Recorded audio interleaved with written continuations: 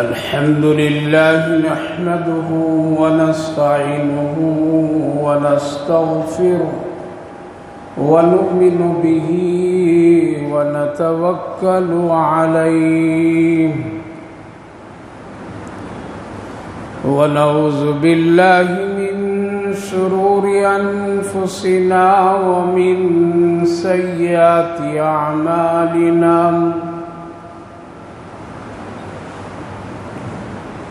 من يهده الله فلا مضل له ومن يضلله فلا هادي له ونشهد أن لا إله إلا الله وحده لا شريك له ونشهد أن سيدنا ونبينا وحبيبنا ومولانا محمدا عبده ورسوله وصلى الله تعالى عليه وعلى آله وأصحابه أجمعين أما بعد فأعوذ بالله من الشيطان الرجيم بسم الله الرحمن الرحيم إنا أعطيناك الكوثر فصل لربك وانحر إن شانئك هو الأبتر صدق الله العظيم وصدق رسوله النبي الكريم ونحن على ذلك لمن الشاهدين والشاكرين والحمد لله رب العالمين.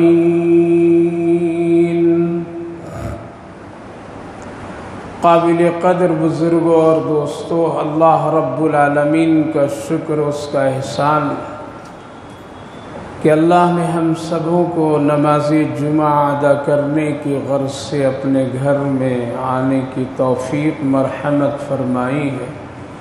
اللہ تعالیٰ قبول فرمائے، آخرت کے لیے نجات کا ذریعہ بنائے. جو باتیں اور جو عمل اور جو عبادتیں ہوں اللہ اس سے قبول فرمائے. یہ مہینہ ذی القعدہ اور آخری جمعہ، اس کے بعد آنے والا مہینہ ذی الحج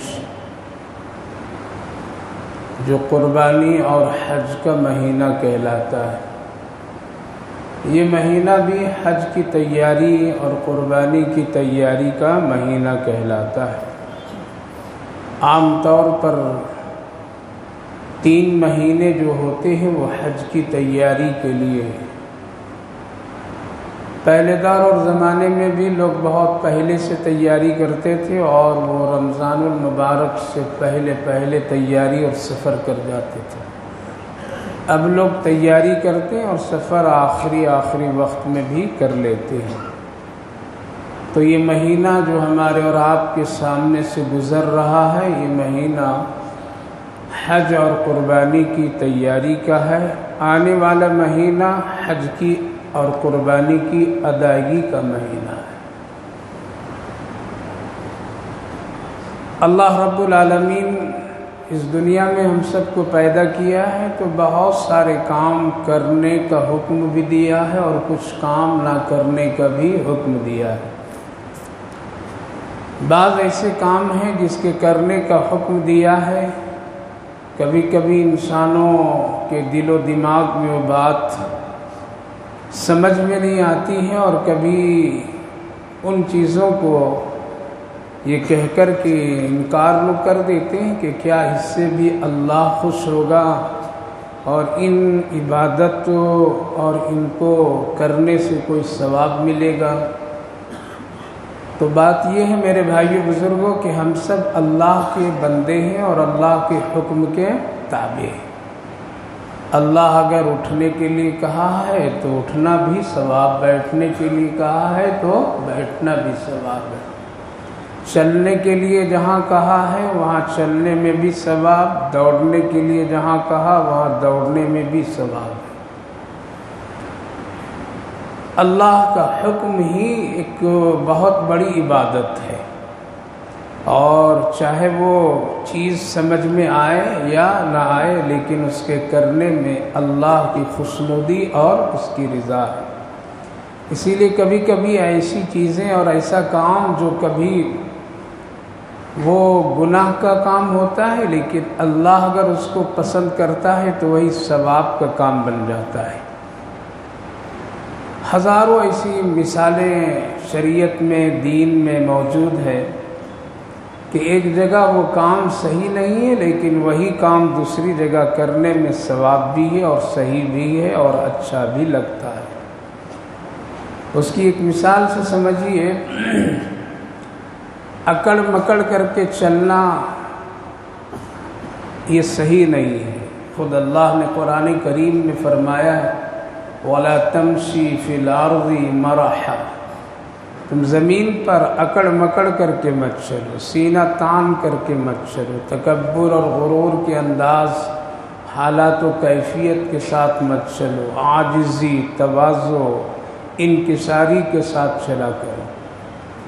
لیکن یہی کام ایک موقع ایسا آتا ہے اور بہت ہی بابرکت جگہ، بہت ہی اچھی جگہ، وہاں اس طرح سے چلنے میں اللہ ثواب اور حکم کرتا ہے۔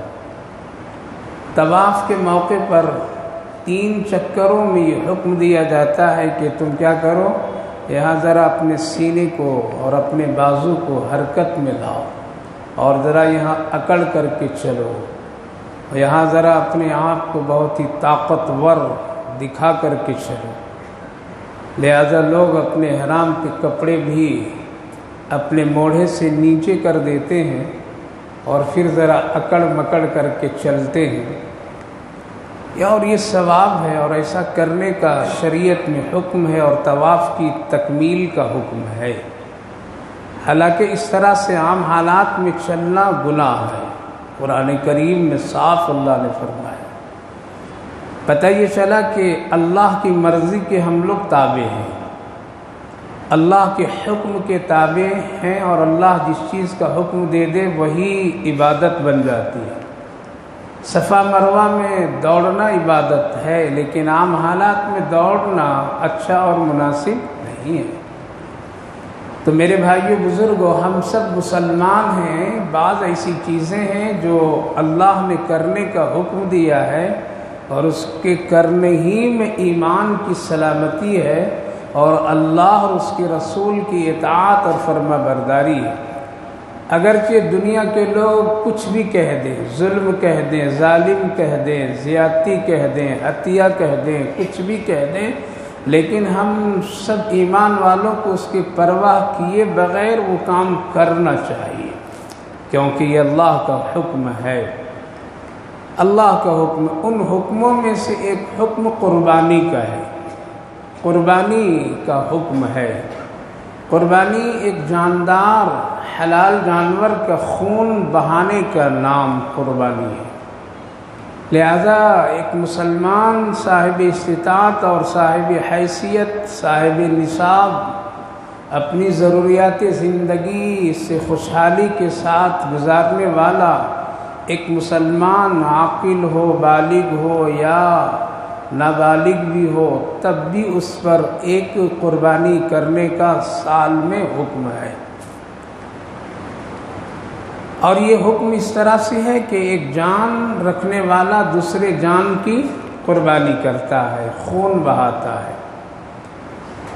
یہ عمل ایک ایسا ہے کہ کبھی کبھی دشمن اسلام اور مخالفین کہتے ہیں کہ اسلام میں ایک زیادتی ہے، اور اسلام میں ایک گویا کہ ظلم ہے، ایک جاندار جانور کا خون بہانا، اس کو پکڑ کر کے اس پر چھری تیز سے چلانا، یہ عقل اور ایک رحم کے خلاف ہے۔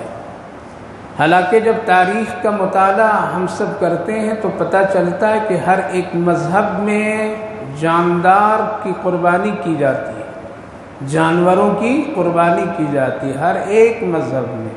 یہود و نصارہ بھی کیا کرتے ہیں اور کرتے تھے، غیر مسلموں کے یہاں بھی اس کا عمل خوب ہے اور خوب کرتے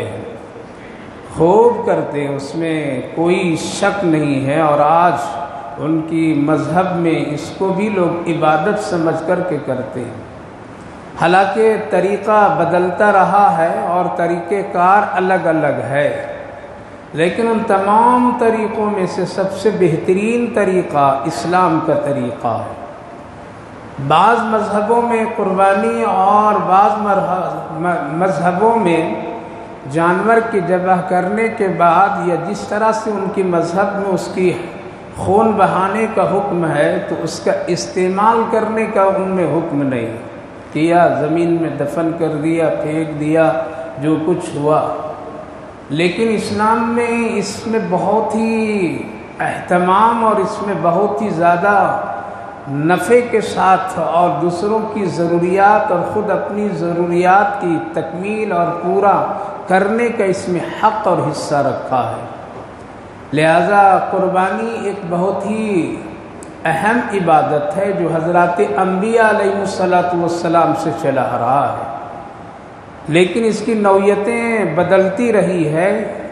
پہلے دور اور زمانے میں قربانی کا صدقے کا عمل ایسا ہوتا تھا کہ لوگ اس کو اپنی ذات کے لیے استعمال نہیں کرتے تھے، بلکہ کسی بھی جانور کو اللہ کی تقرب اور نام پر اس کو ذبح کر کے کسی پہاڑ پر اس کو ڈال دیتے تھے، اور مقبولیت یعنی قبولیت کی علامت یہ ہوتی تھی کہ اگر آسمان سے کوئی آگ آ کر کے اس جانور کے بچے ہوئے گوشت پوش ہڈیوں کو اگر جلا کر کے راکھ کر دی، تب تو یہ سمجھا جاتا تھا کہ یہ قربانی، یہ صدقہ اللہ کے بارگاہ میں کرنے والے کی طرف سے قبول ہو گئی۔ اور اگر نہیں آگ آتی، یوں وہ چیز پڑی رہتی، درندے چرندے پرندے اس کو کھا لیتے، تو اس بات کی علامت ہوتی کہ اس بندے کی ہوئی قربانی اور صدقہ اللہ کی بارگاہ میں قبول نہیں ہوئی۔ ہم سب کے آقا نبی اکرم صلی اللہ علیہ وسلم کے صدقہ اور آپ کی برکت، آپ کی دعاؤں کی برکتوں سے اللہ نے ہم سب کے اعمال کو پردہ میں رکھ کر کے عبادت کرنے کا حکم دیا ہے۔ آج اگر اس طرح کے حالات ہوتے تو پھر بڑی رسوائی ہوتی، منہ چھپانے کا عمل ہوتا اور ایک دوسرے سے بچنے کٹنے کی بات ہوتی، لیکن پردہ غیب میں پردہ کے اندر اللہ رب العالمین نے سب کو خوشیاں دیا، سب کی قربانی کو پردے میں رکھ کر کے کرانے اور خوشی کا موقع فراہم کیا۔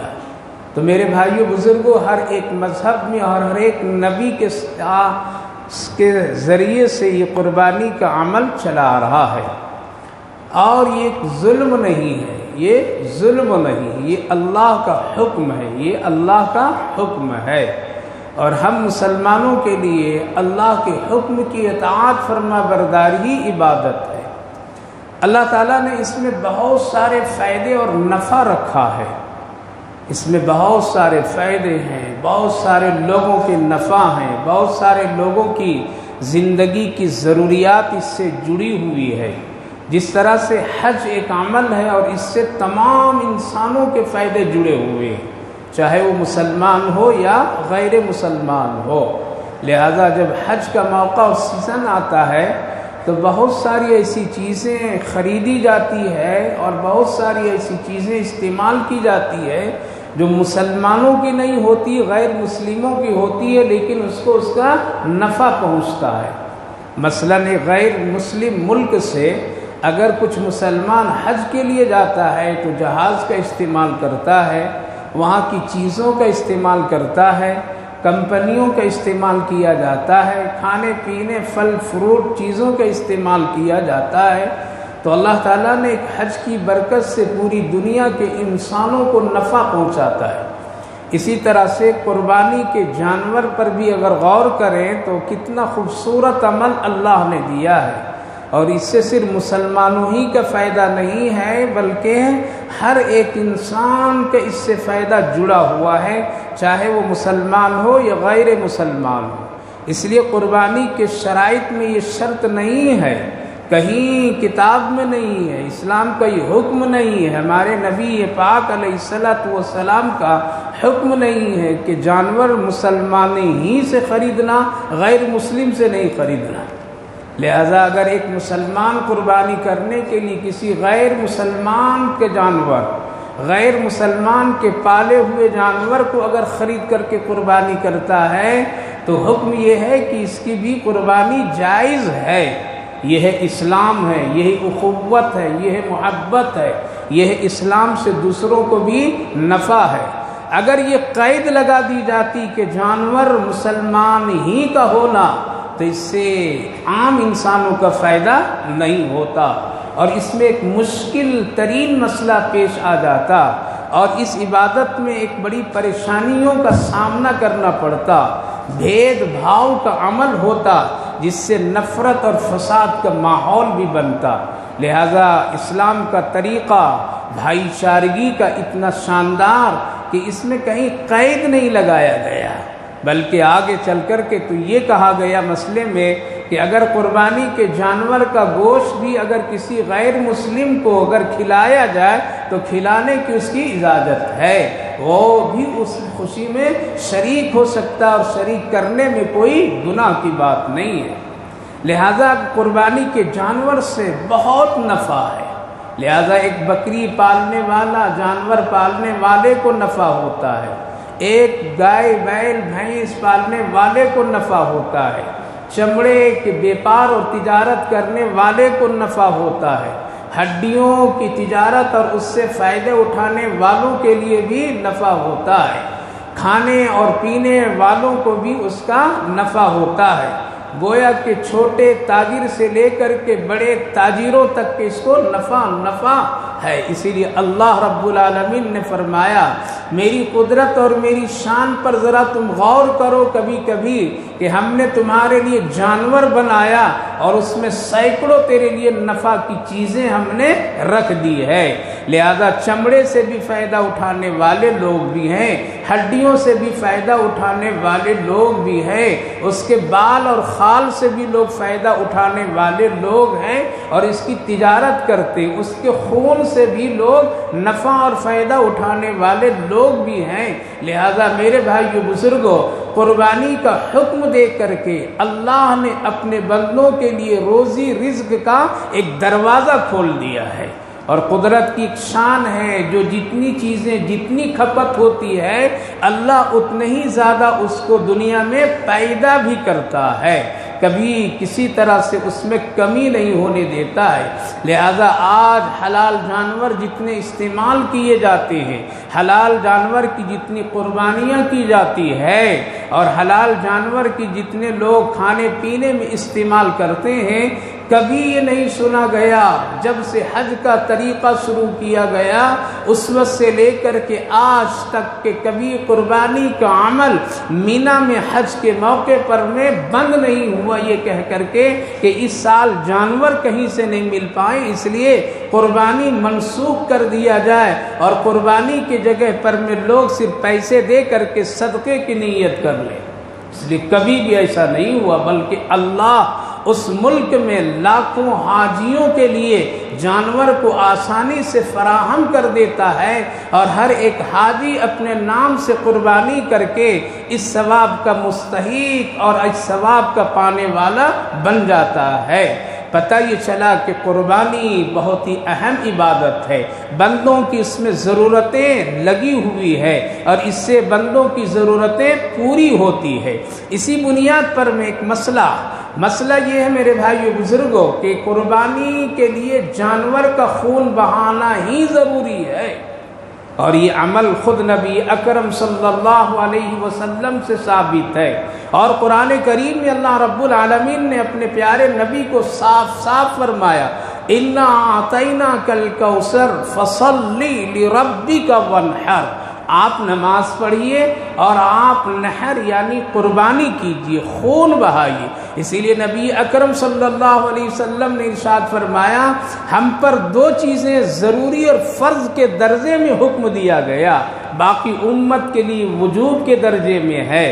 ایک چاشت کی نماز نبی کے لیے فرض کیا گیا، اس سے چاشت کی نماز بعض علماء مفسرین فرماتے ہیں جو اللہ نے فرمایا فصلی، نماز پڑھیے، فرض نماز تو پڑھنا ہی پڑھنا ہے، اس کے لیے الگ سے کوئی حکم دینے کی ضرورت نہیں تھی، لیکن اللہ یہاں فرما رہا ہے ہم آپ کو ایک نعمت دیے ہیں، اور وہ نعمت یہ ہے حوض کوثر کی نعمت ہے، جو میدان محشر میں آپ اپنی امتیوں کو پانی پلائیں گے، اس حوض کوثر کی نعمت کی شکر میں آپ نماز پڑھیے۔ علماء مفسرین کا ایک بڑا طبقہ اس نماز سے اور اس حکم سے فرماتے ہیں، اور حدیث پاک ہے مشکوٰۃ شریف میں اللہ کے رسول صلی اللہ علیہ وسلم نے ارشاد فرمایا اسی لیے مجھے چاشت کی نماز مجھ پر اللہ نے فرض قرار دیا، اس لیے نبی کبھی چاشت کی نماز نہیں چھوڑتے تھے۔ فصلی، اور قربانی کیجئے، خون بہائیے، اس لیے دونوں عمل چاشت کے وقت میں کیا جاتا ہے، یعنی قربانی کا بھی عمل جو ہے وہ یہی چاشت اور اشراق کے درمیان اوقات اور وقت میں اس کو پوری کی جاتی ہے، اور ساتھ ساتھ چاشت کی نماز کا وقت بھی یہی ہوتا ہے۔ تو اللہ رب العالمین نے نبی اکرم صلی اللہ علیہ وسلم کو فصلی، نماز پڑھیے، اس سے چاشت کی نماز کی طرف آپ کو شوق اور آپ کو حکم دیا گیا، اسی لیے نبی کبھی چاشت کی نماز نہیں چھوڑتے تھے۔ یہ بڑی برکت کی نماز، دو نمازیں بڑی برکت کی نماز ہے، ایک اشراق کی نماز اور ایک چاشت کی نماز۔ ان دو نمازوں میں انسان کو لیے اللہ نے فلاح بہبودی رکھا ہے، روزی کی برکتیں رکھا ہے، اپنی خاص رحمتیں رکھا ہے۔ ان نماز کے پڑھنے والوں کے لیے اللہ خاص فرشتوں کو مقرر فرما دیتا ہے، دیکھو یہ بندہ چاشت کی نماز پڑھا ہے، یہ بندہ اشراق کی نماز پڑھا ہے، یہ دن کے اجالے میں روزی کی تلاش میں جائے گا، اے فرشتوں اس کے کام میں تم لگ جاؤ، جہاں اس کو ضرورت پڑے گی، جہاں اس کو کچھ رکاوٹ ہوگی تم ان کے کاموں میں برابر شریک رہو۔ لہذا چاشت کی نماز فصلی، اور نحر سے مراد خون بہانا۔ ایسا نہیں ہے کہ کوئی آدمی قربانی کے سلسلے میں جیسا کہ آج لوگوں کا خیال ہے، کیوں گوشت تو لوگ کھاتے رہتے ہیں، گوشت تو ہمیشہ ملتے رہتا ہے، بکرے ہمیشہ ذبح کرتے رہتے ہیں، بڑے جانور کے گوشت روز ملتے ہیں، اتنی بڑی تعداد مسلمانوں کی حج میں ہو یا ایسے ہی بھی ہو، قربانی کے لیے اتنے مہنگے مہنگے بکرے اور جانور لے کر کے اس کو ذبح کر کے اس کو ضائع کرنا، اس سے بہتر یہ ہے کہ اس کے پیسے کو کیا کرنا، جمع کر کے کوئی بڑا اسکول کھول دینا، بڑے کالج کھول دینا، کوئی بیت المال قائم کر دینا، فلاں کر دینا، فلاں کر دینا، اس سے تعلیم کی فائدہ اور اس سے تعلیم والوں کو فائدہ، غریب بچوں کو فائدہ۔ بڑے بڑے کھلاڑی مفتی نکلے ہوئے ہیں لوگ، بڑے بڑے کھلاڑی، بڑے بڑے مفتی نکلے ہوئے ہیں آج، جدید مسئلے اپنی طرف سے۔ ایسے لوگوں کے چکر میں نہیں آئیے، یہ بے دین بنانے والے لوگ ہیں، ایسے جو فتوے اور ایسی رائے جو مسلمانوں کو دیتے ہیں یہ دین میں دخل دینے والے لوگ ہیں، یہ دین کو بدلنے والے لوگ ہیں، ان کے حشر ٹھیک نہیں ہوں گے، اللہ کے یہاں بہت سخت پکڑ ہوں گے۔ یہ ملحد قسم کے لوگ ہیں جو اس طرح کی باتیں کرتے ہیں، اور ملحد کی سزا جہنم اللہ نے طے فرمایا ہے۔ قرآن اور شریعت میں دخل دینے والے لوگوں کا یہ مزاج اور کام ہے، لہذا ایک بہت بڑا طبقہ مسلمانوں کے ذہنوں کو یہ کہہ کر کے خراب کرتے ہیں، کیا ضرورت ہے اتنے تعداد میں بکروں کو ذبح کرنا، بڑے جانوروں کو ذبح کرنا، حج میں قربانی کرنا، لوگ نہیں کھاتے ہیں، پھینک دیتے ہیں، ضائع ہو جاتا ہے، سڑ جاتے ہیں، فلاں فلاں، ہزاروں یہ پیسے رکھ لو، صدقہ کر دو، بیت المال میں دے دو، اسکول میں دے دو، غریب بچوں کو دے دو۔ یاد رکھیے اگر کوئی ایسا کام کرتا ہے قربانی کے نام پر، کرانے والا بھی گنہگار اور کرنے والا بھی گنہگار، دونوں شریعت کے بدلنے والا، دونوں شریعت میں دخل دینے والا۔ یہ فتویٰ وہاں نہیں لوگوں ان کو آ کر کے لوگ بتاتے ہیں، وہاں بتانا چاہیے جب ولیمہ ہوتا ہے، وہاں بتانا چاہیے جب برتھ ڈے لوگ کرتے ہیں، اور جب وہاں کبھی مسئلہ اس سے پوچھا جائے کہ کیا یہاں پر میں ولیمے میں بکرا، ہاں آپ بڑے آدمی ہیں، بڑے شان والے ہیں، 4 بکرے سے کیا ہوگا، 8 ہونا چاہیے، آپ تو شان والے ہیں، 15 بکرے سے آپ کا ولیمہ ہونا چاہیے۔ ارے ان لوگوں کو سمجھاؤ جو لوگ اس طرح کے ولیمے میں 20-25 بکرے ذبح کر کر کے جو ایک فضول خرچی کرتے ہیں، ان کے پیسے بچاؤ، ان کے پیسے لگاؤ، ان کے پیسے غریبوں میں جانا چاہیے، ان کے پیسے خود ان کے بچوں میں جانا چاہیے، ان کے بچے پڑھیں، ان کے بچے تعلیم حاصل کریں، وہ تاجر اچھے بنیں، وہاں بتلانا چاہیے۔ یہ تو فرض کے درجے میں ہے، یہ تو وجوب کے درجے میں قربانی کرنے کا حکم ہے، لہذا ولیمے میں نہیں بتائیں گے، وہاں فضول خرچی نظر نہیں آئے گی، بلکہ اور بہت ہی بگاڑ۔ کبھی کبھی تو ہم لوگ تو جگاڑو مسلمان ہیں نا۔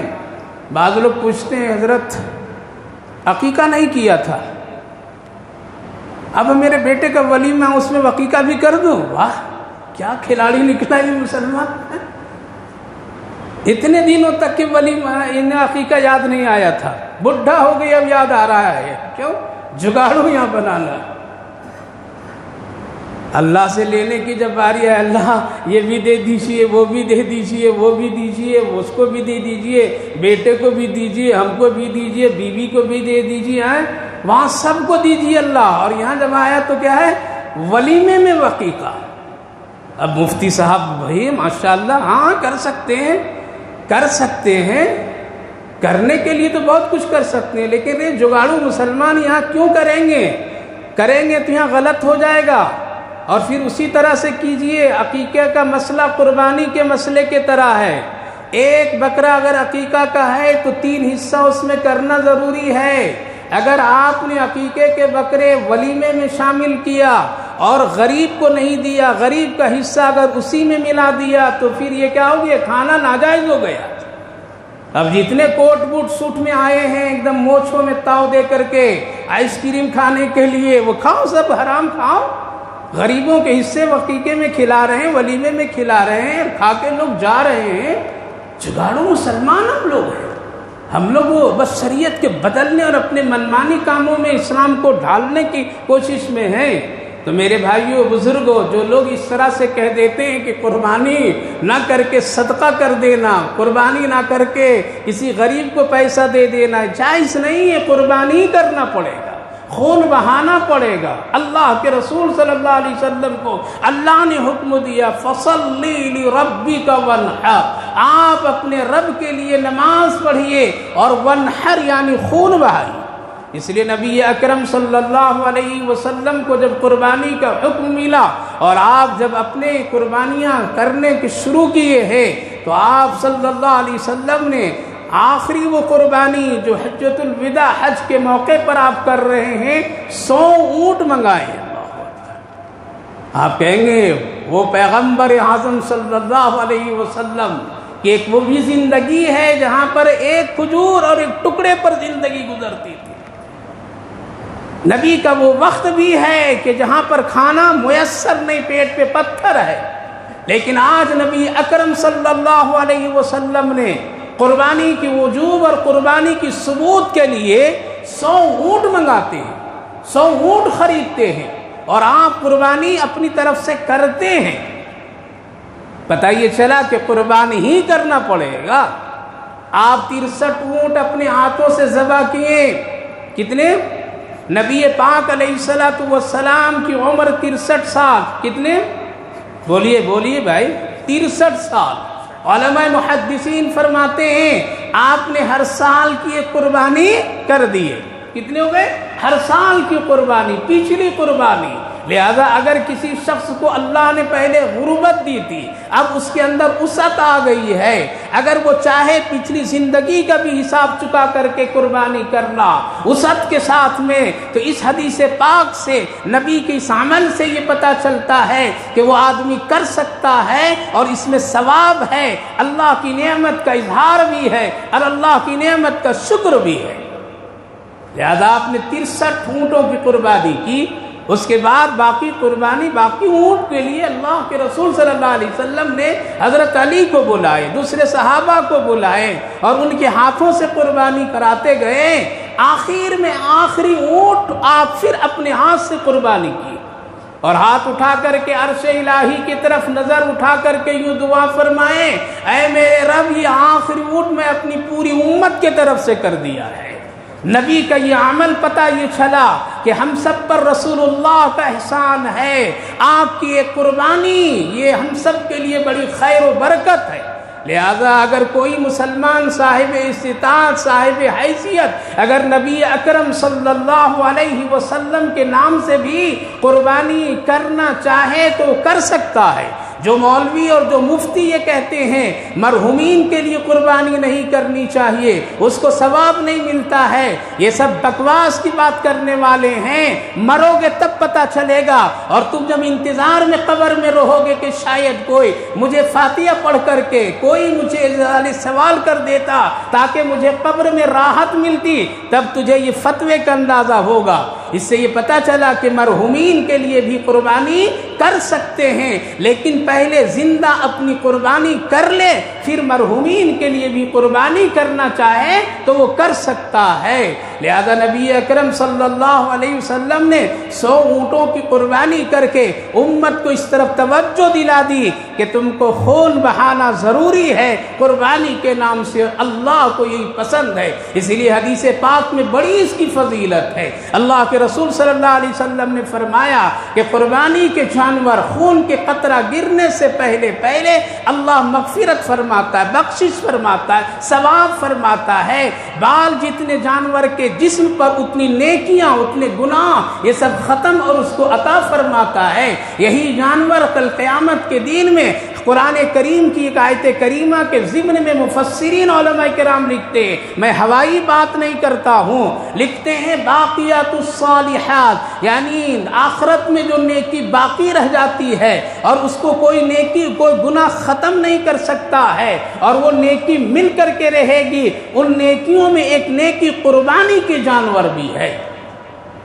لہذا پلسرات پہ گزرتے وقت میں یہ جانور، یہ قربانی، چاہے جس شکل میں بھی آپ قربانی کیے ہو، چاہے مکمل بکرا کیے ہو یا حصے میں لے کر کے آپ نے کیا ہو، چاہے جس طرح سے کیا ہو، وہ جانور آپ کے لیے پلسرات کے سامنے آ کر کے کھڑا ہو جائے گا، کہے گا، پہچانے گا، پہچان لے گا، کہاں جا رہے ہو؟ پریشانی ہوگی، اللہ نے تیرے لیے مجھے سواری بنا کر کے بھیج دیا ہے، بیٹھو مجھ پر، میں تجھے پلسرات سے گزار دیتا ہوں۔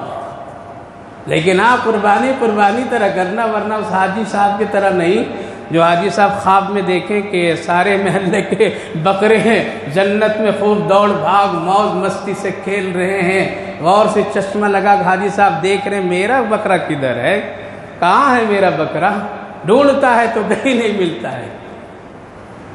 بہت کوشش کیا تو ایک جھاڑی میں بیچارہ دبک کر کے بیٹھا ہوا تھا، حرکت دیا، اٹھو، سارے بکرے کھیل رہے ہیں اور تو بیٹھا چپ چاپ ہے۔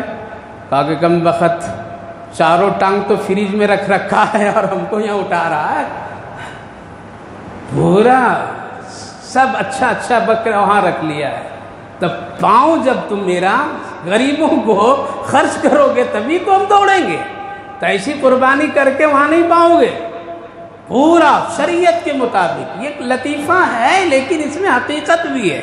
یہی آج ہمارا اور آپ کا مزاج ہے، ہمارا اور آپ کا یہی نقشہ ہے، اچھا فریج میں رکھو، بیگم جلدی رکھو، ارے اس کو رکھو، اس کے بعد چھانٹ کاٹ کر کے جو الا بلا ہے وہ اس کو کرو، تو ایسے ہی پھر برکتیں ملتی ہے۔ لہذا میرے بھائیوں بزرگوں، قربانی کے جانور کی بڑی فضیلت ہے، بڑی فضیلت ہے۔ اللہ کے رسول صلی اللہ علیہ وسلم کی، حضرت عمر رضی اللہ عنہ کرتے رہے، سیدنا صدیق اکبر کرتے رہے، حضرت علی رضی اللہ عنہ کرتے رہے اور نبی کے نام سے کرتے تھے۔ ہر سال کرتے تھے، صحابہ کرتے تھے، حضرت امام ابو حنیفہ، امام مالک، امام شافعی، تمام بزرگان دین، اولیاء اعظام بزرگان دین کیا کرتے تھے۔ یہ ہمارے اکابر اسلاف کا یہ طریقہ رہا۔ شیخ الحدیث، شیخ الاسلام حضرت مولانا حسین احمد مدنی، شیخ الہند حضرت مولانا محمود حسن صاحب دیوبندی، جو بہت بڑے مجاہد اعظم گزرے ہیں، اپنے ہاتھ سے وہ جانور کو پالتے تھے، غسل کرتے دلاتے تھے، اس کی خیال رکھتے تھے، کھلاتے پلاتے تھے، بہت پیار کرتے تھے، اور کہتے تھے میں اس کو اللہ کے راستے میں کیا کروں گا؟ قربانی کروں گا۔ تو قربانی ایک بہترین عمل ہے، آدمی کو کرنا چاہیے۔ دوسرے خرچ اخراجات سے اپنے آپ کو ذرا روک کر کے سال بھر اس کی تیاری کرنی چاہیے۔ قربانی کے نام سے، حج کے نام سے آپ تھوڑے تھوڑے پیسے جمع کرتے رہیے، باقی کام تو اللہ کرنے والا ہے۔ اسی لیے ہمارے اکابر بزرگان دین، علماء کرام کی تنخواہیں کم، ان کے پاس میں زیادہ پیسے نہیں، لہذا وہ لوگ آنا دو آنا روپیہ اس طرح ڈبے میں ڈالتے جب سال ان کی ہو جاتی تھی، شوق میں وہ حج کیا کرتے تھے اور ان پیسوں کو جمع کرتے تھے۔ لہذا میرے بھائیو بزرگوں، یہ حکم ہے، علماء کرام لکھتے ہیں کہ ایک آدمی جانور خرید کر کے پالتا ہے، کھلاتا ہے اور اس سے محبت کرتا ہے، لیکن شہر میں ایسی جگہ نہیں ہے، گھر چھوٹا ہے، جانور رکھنے کی جگہ نہیں، پالنے کی جگہ نہیں ہے، لیکن اس کے نام سے پیسہ وہ جمع کرتا رہتا ہے، یہ بھی محبت کی علامت ہے۔ لہذا قربانی کے لیے اپنے آپ کو پیش کرنا اور ایسے عمل میں کرنا نہایت ہی ضروری ہے۔ لہذا ایک مسلمان صاحب استطاعت جو آدمی کے پاس میں خرچ اور ضروریات زندگی سے وہ خوشحال ہے، تو اس پر قربانی کرنا ضروری ہے۔ خود بھی کریں، اپنے والدین کے لیے کریں، بچوں کے لیے کریں، ثواب ہے، برکت ہے، خیر ہے۔ لہذا صاحب استطاعت ایک بکرا، نہیں تو شریعت میں اس کی گنجائشیں دی گئی ہے، ایک بڑے جانور میں 7 لوگ مل جائیے۔ کیا کریں گے حضرت، اتنا کون کھائے گا؟ ارے کھانے والے بہت ہیں، کھلاؤ تو۔ کتنے ایسے علاقے، کتنے ایسے لوگ، کتنے ایسی جگہیں ہیں جہاں پر میں سالوں سال، مہینوں 3 مہینے 4 مہینے تک کے ان کو اس طرح سے فراوانی کے ساتھ گوشت میسر نہیں ہوتے۔ لہذا سینکڑوں ایسے علاقے ہیں۔ ہم لوگ مدرسے کے نظر میں مدرسے کو بھی جانتے ہیں، جہاں مدرسوں میں مہینوں دنوں میں ایک مرتبہ بچوں کو گوشت کھلایا جاتا ہے، وسعت نہیں ہے۔ لہذا یہ کہہ کر کے کہ کیا کریں گے، سب لوگ دیں گے۔ ایک مسئلہ اور سن لیجئے، بہت سارے کھلاڑی مفتی گلیوں میں کوچوں میں گھومتے پھرتے کہتے ہیں گھر کے طرف سے ایک جانور دے دینا، قربانی سب کی طرف سے ادا، اللہ بھی ایک باپ کو روزی دے دے گا، بیٹے کے لیے ہو جائے گا، بیوی کے لیے ہو جائے گا، شوہر کے لیے ہو جائے گا۔ مانگنا نہیں اللہ سے، اللہ میرے 4 بچے ہیں کیسے چلیں گے؟ اللہ کہے گا تم کو دے دیا نے۔ ایک گھر کی طرف سے ایک جانور کی قربانی کر کے بیٹھ جانا، یہ بیوقوفی کی علامت، شریعت سے کھلواڑ، اکابر و اسلاف صحابہ کی سنت کے خلاف ہے۔ ہر ایک فرد پر قربانی اگر کرنا ہے تو ہر ایک آدمی کر سکتا ہے، ایک کی طرف سے کر کے خاموش بیٹھنا نہیں۔ میرے بھائیو بزرگوں، تنگ دلی سے کام نہیں کرنا چاہیے، اسی سے روزی آئے گی، اسی سے برکت آئے گی، اسی سے اللہ رب العالمین روزی کی وسعتیں دروازے کھولتا ہے۔ اسی لیے شیطان کیا کہتا ہے؟ الشیطان یعیدکم الفقر، شیطان اللہ کے راستے میں خرچ کرنے والوں کو غربت سے، تنگ دستی سے ڈراتا ہے، یہ کر لو گے تو یہ ہوگا، یہ ہوگا۔ لہذا ہزاروں غربا کی اس وقت میں تعداد ہے، ہزاروں ضرورت مندوں کی اس طرح کی تعداد ہے جن کو آپ اپنے رشتہ دار میں، اپنے علاقے میں، اپنے جاننے والوں کو بھی دے سکتے ہیں اور اس سے ثواب حاصل کر سکتے ہیں۔ اسی لیے یاد رکھیے، کبھی کبھی ایسا ہوتا ہے اور اللہ کا ایک نظام ہے، شریعت کا ایک نظام ہے، اللہ کی غیبی ایک نظام ہے۔ ہمارے عمل سے ہماری جنت نہیں بنتی ہے، بلکہ کبھی کبھی کسی کی خوشی اور دعا سے جنت بنتی ہے۔ ہماری قربانی سے کبھی ہماری قربانی قبول نہیں ہوتی ہے، بلکہ کبھی کسی غریب کی خوشی سے ہماری قربانی، نماز، حج قبول ہو جاتے ہیں۔ یہ اللہ کے غیبی نظام ہے۔ واقعہ سنایا، بات 2 منٹ میں سنا کے ختم کرتا ہوں۔ وہ تھے نا شاہ بہر الدانہ علیہ الرحمہ، جو دریا کے کنارے اس طرح پاؤں مار رہے تھے پانی میں، اور ایک ریت میں ایک گھر طرح بچوں کی طرح بنا کر کے رکھے تھے۔ وقت کا بادشاہ خلیفہ ہارون رشید اور اس کی بیوی زبیدہ گئی تھی نا، اور جا کر کے دیکھے، کہا کہ کیا کر رہے ہیں، پانی میں پاؤں مار رہے ہیں آپ، اور یہ کہا کہ جنت بیچ رہا ہوں، لینا ہے لے لو۔ خیر تفسیر ہے اس کی، زبیدہ جنت لے لی 500 درہم میں، ہارون رشید بگڑ گیا، کیا یہ پانی میں کھیلنے والے سے تو جنت لے لی، کہاں جنت تیری؟ لیکن رات جب سوئے تو خواب میں دیکھیں کہ بیوی جنت میں سو رہے، میں باہر ہوں، بھاگے بھاگے اندر، دربان نے روکا، کہاں؟ کہا کہ میری بیوی اندر جنت میں سو رہی ہے۔ کہا کہ بیوی تیری اور تیری بیوی کی جنت ہے، تیری جنت نہیں، ہٹ یہاں سے جا۔ آنکھ کھلی تو پریشان ہو گیا، ٹٹول کے دیکھا تو زبیدہ بازو میں۔ کہا کہ زبیدہ کل تو نے جو شاہ بہلول سے جنت لی، ہو گئی تیری جنت، اٹھ جلدی چل، مجھے بھی دلا دے۔ خیر وہ گئے، دونوں پھر پہنچے تو حضرت شاہ بہلول دانا یہی کر رہے تھے، پاؤں سے پانی میں حرکت کر رہے تھے، اور بازو میں ریت پر ایک بنا رکھے تھے گھر کی طرح۔ کہا کہ ہم کو بھی جنت دے دیجیے۔ کہا کہ جنت تم لے گیا ہارون رشید؟ کہا کہ ان کو چاہیے۔ کہا کہ یہ چاہیے تو ان کو بولنے کے لیے بولو، تو کیوں بول رہی ہے؟ اب بولے کہ حضرت ہم کو دیے۔ کہا کہ 1000۔ کہا کہ کل آپ نے 500 میں دیا تھا ان کو، ہم کو 1000 کا ریٹ بڑھ گیا، لینا ہے تو لو، نہیں تو پھر چلے جاؤ۔ کہا کہ اسی ریٹ میں دیجیے۔ اٹھے اور ایک تماشا مارے۔ کہا کہ ہارون رشید تو جنت دیکھ کر کے آیا لینے کے لیے، زبیدہ بغیر دیکھے جنت لی تھی۔ خیر جنت ہو گئی معاملہ، پیسے جو لیے سب دریا میں پھینکتے چلے گئے۔ ہارون رشید زبیدہ پوچھے، بابا نہ میرے پاس رہنے دیا نہ تو اپنے پاس رکھا، سب پانی میں ضائع کر دیا۔ کہا کہ جنت ہو گئی، جا جا، بات مجھ سے مت کرو۔ کہا کہ ذرا بتا دیجئے اطمینان ہو جائے۔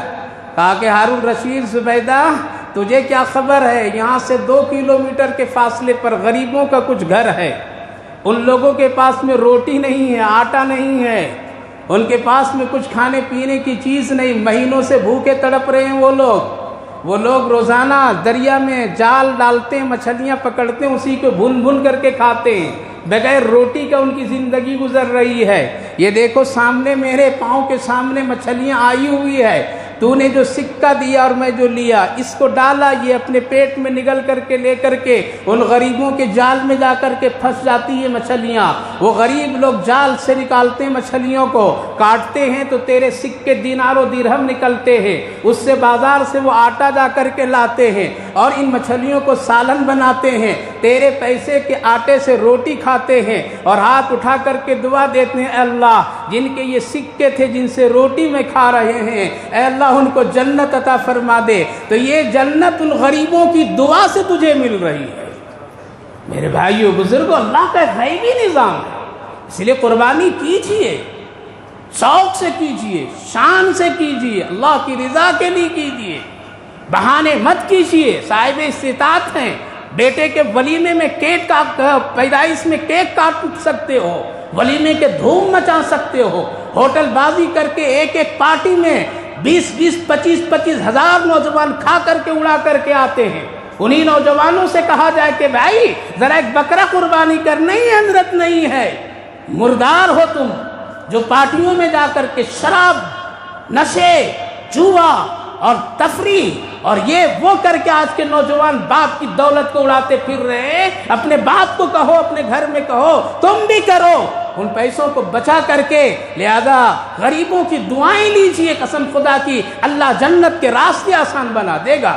اس لیے ساری شکلیں ہیں، ایک جانور کیجئے، بڑے جانور میں حصہ لے لیجئے، غریبوں تک پہنچائیے، لیکن ہاں اس میں خیال رکھیے گا اعتماد شدہ آدمی ہو، الا بلا سب کے پاس نہیں چلے جائیے، تاکہ آپ کی قربانی صحیح جگہ صحیح ہاتھ سے آپ کی قربانی ادا ہو، اور ایسے لوگوں کو آپ اپنا وکیل کفیل بنا کر کے ان کے ذریعے سے غریبوں، ضرورت مندوں، بھائیوں بہنوں تک کے پہنچائیے۔ انشاءاللہ کل قیامت کے دن پلسرات کے وقت میں آپ کو پتہ چلے گا میری قربانی کا کیا عمل اللہ اجر عطا فرما رہا ہے۔ تو میرے بھائیو بزرگوں، قربانی کی تیاری کیجیے، اچھی سے کیجیے اور بہت ہی شاندار کیجیے۔ اپنے ملک کی روایات کا خیال رکھیے، پاکی صاف صفائی کا خیال رکھیے، ہنگامے مت کیجیے، دکھاوا مت کیجیے، شہرت مت کیجیے، اور نمائش نہ کیجیے، بلکہ پیار و محبت کے ساتھ میں کیا ہے، ایک قربانی اللہ کی رضا کے لیے کیجیے۔ یہ میرے آقا صلی اللہ علیہ وسلم کے عمل بھی ہے، شریعت بھی ہے، حکم بھی ہے، اور حضرت ابراہیم علی نبینا علیہ السلام کا ایک بہترین عمل ہے جو آج تک اللہ ان کی سنت کو زندہ رکھا ہے، جس میں ہم سب کے لیے بخشش و مغفرت ہے۔ اللہ پوری امت کو اس کے اجر اور ثواب اور کرنے کے لیے اللہ آسانیاں پیدا فرمائے، آمین۔